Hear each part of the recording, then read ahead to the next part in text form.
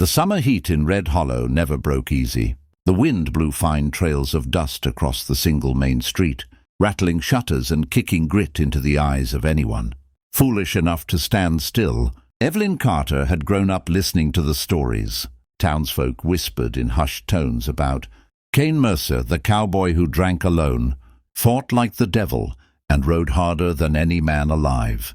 He was a living myth wrapped in leather and silence, a man everyone feared but secretly admired.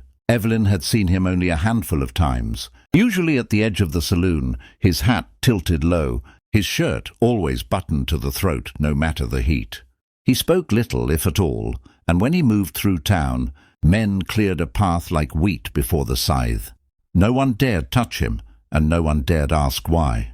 That mystery made him dangerous, but Evelyn was not one for mysteries to remain unsolved. She had been raised on her father's ranch just outside of town, working among cattle, dust and sweat, and she knew the value of grit over gossip. When she looked at Kane, she didn't just see the shadow of danger, she saw loneliness.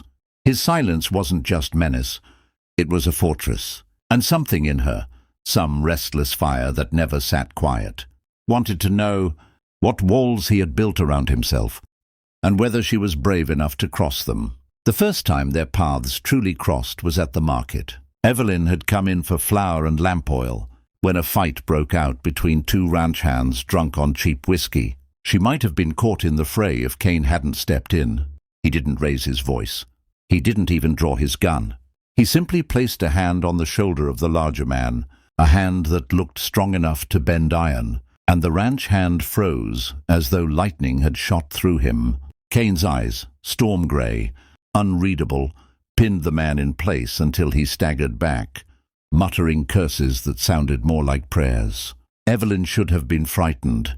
Instead, she found herself studying him, the way the veins of his forearms flexed beneath the rolled leather of his gloves, the way his shirt clung tightly at the collar as though it were armor he refused to shed.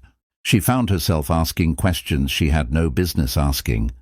Why did his touch stop a grown man cold? Why did his shirt never come off, even in the blistering sun? That night, she asked her father what he knew of Kane Mercer. The old rancher leaned back in his chair, his weathered face tightening like leather under strain. "Best not to ask, girl," he said. "That man's past is like a rattlesnake coiled in the dark. Best to leave it alone before it strikes." But Evelyn had never been one to leave rattlesnakes alone. Weeks passed, and with each trip to town, she found herself noticing him more. At the saloon, at the blacksmith's forge, sometimes riding at dawn through the empty prairie like a shadow chasing the sun. He never laughed, never lingered, never loosened that damned shirt. But he looked at her once, just once, and it was enough to set fire in her chest. A glance like thunder, brief, sharp, and unforgettable. The gossip worsened when folks saw her looking his way. Women whispered that Kane Mercer had killed men with his bare hands. Men claimed he had scars that mapped his body like rivers of fire. Some said he'd escaped from a chain gang, others that he was cursed by something not entirely human. But none of it mattered to Evelyn. What mattered was that she had seen something in his eyes. Pain, deep as the desert night, a pain no rumor could explain. The turning point came one evening when Evelyn was leaving the saloon after collecting supplies. The sun had bled into the horizon, painting the sky in streaks of crimson and gold, when a group of rowdy drifters cornered her near the hitching posts. They laughed too loud, their whiskey breath choking the air, and one of them reached for her arm.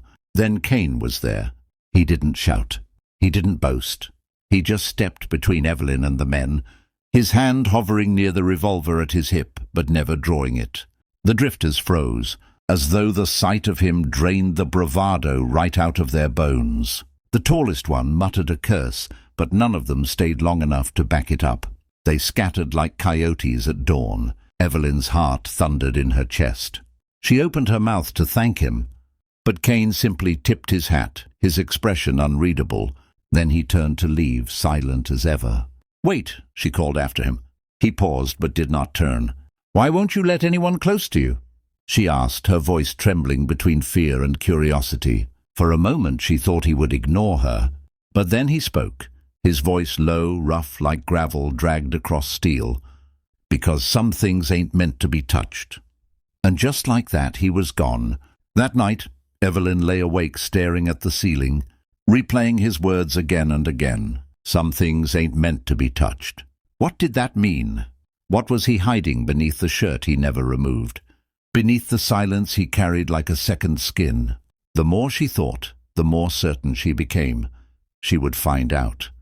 No matter the danger, the church bells of Red Hollow rang dull and hollow the morning. Evelyn Carter became Evelyn Mercer. It wasn't a wedding born of flowers and lace, but of defiance and grit. Folks said she was crazy, out of her mind to tie herself to a man like Kane. The saloon women whispered that she wouldn't last a month. The ranch hands muttered that Kane would break her spirit, just as surely as he'd broken men's bones. Even her father, pale and trembling, begged her to reconsider. But Evelyn stood firm, her chin high, her fiery hair gleaming in the dusty light as she said the vows. And Kane, silent, brooding, with storm clouds in his eyes, spoke his part with a voice that carried weight, not warmth. When the preacher declared them husband and wife, Kane simply nodded once, as though agreeing. To a contract he neither sought nor refused. They rode out to Kane's ranch on the far edge of the valley, where the land stretched wild and untamed, and the only sound was the wind whistling through broken fences. The house was sturdy but weather-worn, a lone sentinel against the endless prairie. Evelyn felt her stomach twist with both fear and excitement. This was her new life, alone with the man no one dared touch. For days, Kane kept to his silence. He worked the cattle, mended the fences, rode into town when necessary, but he never opened himself to her. At night, when they shared the same roof, Evelyn noticed how he always slept in his shirt. Even in the heat of August, when sweat soaked the sheets, he would not peel it off. She asked once, half joking, if he feared the moonlight. His jaw tightened and he turned away without answering. The mystery gnawed at her. Every hour she spent with him, she felt the weight of it, like a locked chest sitting between them. And yet, beneath the distance, she saw glimmers, small, fleeting moments that hinted at the man beneath the armor. The way he gentled a skittish colt with only a whisper. The way he paused to set a fallen bird's nest back into the branches of a tree. The way his eyes softened, just barely, when he thought she wasn't looking. But the walls never broke, until one storm-split night. Lightning clawed across the sky, thunder rolling over the valley like cannon fire. Evelyn woke to the crash of wind against the shutters, and in the flicker of the lantern she saw Kane standing near the window, shirt plastered to him with rain. His hands gripped the sill so tightly she thought the wood might splinter. His breath came ragged, uneven, as though he were fighting something unseen. "Kane," she whispered. He didn't turn. His voice, when it came, was low, raw, edged with a pain she had never heard before. "You shouldn't have married me, Evelyn." Her heart clenched. She rose from the bed, crossing to him despite the storm's chill. "Why do you say that?" "Because I ain't a man you can love," he said. "Not once you know the truth." "Then tell me," she urged, her voice breaking with both fear and need. "Tell me what it is you hide from me. Tell me why you never take off that shirt." He spun then, faster than she expected, his face carved with torment. And before she could stop him, he tore at the buttons, ripping the soaked leather open. Evelyn gasped. His chest, his arms, his back, every inch of him was scarred. Not small, pale marks like the usual scrapes of ranch life, but deep. Brutal etchings that twisted his flesh into a canvas of torment. Jagged lines that could only have come from fire, from whips, from chains. Symbols burned into his skin, brands not of cattle but of cruelty. He stood trembling, every muscle taut as though awaiting her recoil. "This is why," he said, his voice breaking. "This is what they did to me. I was taken, years back before I came here, forced to fight, forced to bleed for their profit. They marked me like an animal. They tried to break me, and maybe they did. That's why I keep covered. That's why no one touches me. Because if they did, they'd see this. And I'd rather be feared than pitied." Tears stung Evelyn's eyes, not from horror, but from fury at the cruelty he had endured. She lifted her hands slowly, carefully, as though approaching a wounded stallion. Cain flinched when her fingers brushed his chest, but he did not pull away.